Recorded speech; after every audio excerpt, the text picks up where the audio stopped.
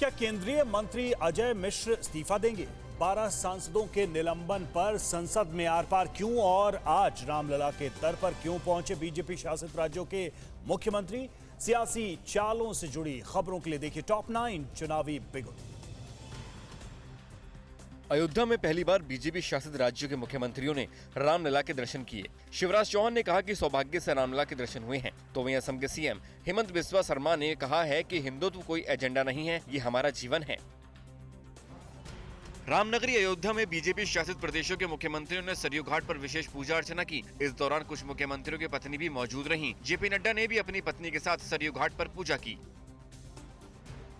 अखिलेश यादव ने हिंदू केंद्रित राजनीति पर बीजेपी को घेरा है। उन्होंने कहा कि बीजेपी ने हिंदू धर्म का चश्मा पहना हुआ है। अखिलेश यादव के मुताबिक महंगाई बेरोजगारी के मुद्दे पर बीजेपी भटकाती है। बीजेपी हर मुद्दे को हिंदू धर्म से जोड़ती है। लखीमपुर कांड के बहाने अखिलेश यादव ने एक बार फिर बीजेपी को घेरा। उन्होंने जौनपुर में केंद्रीय मंत्री अजय मिश्र को बर्खास्त करने की मांग दोहराई और कहा कि एसआईटी की रिपोर्ट आ गई है, ऐसे में अब देखेंगे कि कब सीएम योगी का बुलडोजर चलेगा। केंद्रीय गृह राज्य मंत्री अजय मिश्र पत्रकारों से बदसलूकी के चलते फिर विवादों में घिर गए हैं। लखीमपुर खीरी में उन्होंने पत्रकारों से अभद्र भाषा का इस्तेमाल किया और गाली गलौज की। कल लखीमपुर केस में आई एसआईटी की रिपोर्ट में आशीष मिश्र को दोषी माना गया है।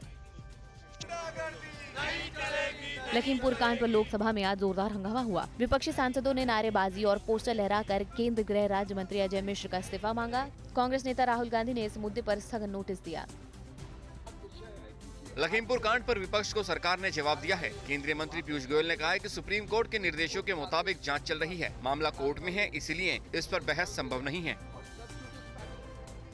राज्यसभा में विपक्ष ने 12 सांसदों का निलंबन रद्द करने की मांग को लेकर हंगामा किया, तो सदन के बाहर बीजेपी के राज्यसभा सांसदों ने भी प्रदर्शन किया। बीजेपी ने विपक्षी दलों पर संसद नहीं चलने देने के आरोप लगाए हैं। पंजाब में आम आदमी पार्टी सियासी जमीन तैयार करने में जुटी है। आज जालंधर में केजरीवाल की अगुवाई में तिरंगा यात्रा निकाली गई। इस बीच केजरीवाल ने कहा है कि पंजाब की एकता और अखंडता के लिए काम करेंगे और दिल्ली की तर्ज पर पंजाब का विकास होगा। मोदी कैबिनेट ने किस योजना पर लगाई मुहर? अजय मिश्र को लेकर राकेश टिकैत ने क्या कहा? कोहली विवाद को लेकर क्या है ताजा अपडेट? और खेल विवाद पर अनुराग ठाकुर ने क्या कहा? राष्ट्र की सभी बड़ी खबरों के लिए देखिए टॉप 9 देश की बात। कुन्नूर हेलीकॉप्टर हादसे में घायल वायुसेना के ग्रुप कमांडर वरुण सिंह का निधन हो गया है। हादसे के बाद बेंगलुरु के मिलिट्री हॉस्पिटल में उनका इलाज चल रहा था। गंभीर रूप से झुलसे वरुण सिंह को वेलिंगटन के एक अस्पताल से बेंगलुरु शिफ्ट किया गया था।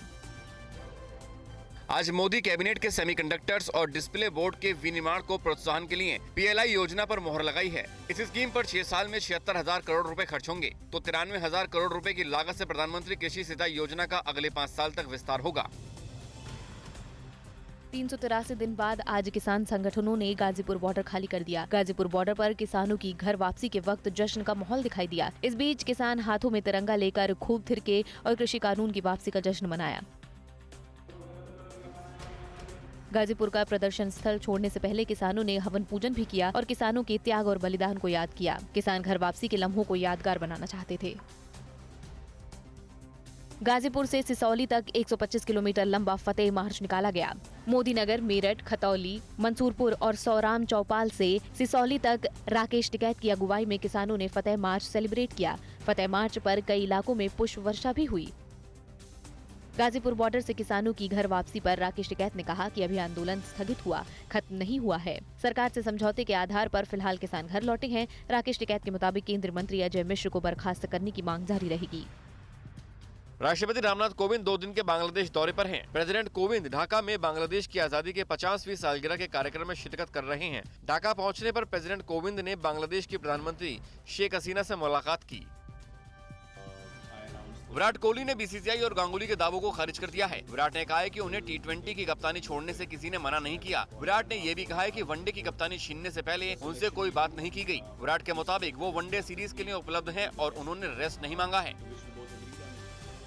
कोहली रोहित विवाद पर खेल मंत्री अनुराग ठाकुर ने कहा है कि खेल सबसे बड़ा है, खेल से बड़ा कोई नहीं है। अनुराग ठाकुर के मुताबिक कोहली रोहित मामले की जिम्मेदारी खेल से जुड़े संगठन पर है। ऐसे में इस बारे में वही जानकारी देंगे तो बेहतर है। परवाह देश की, सोमवार से शुक्रवार रात 10 बजे TV9 भारतवर्ष पर।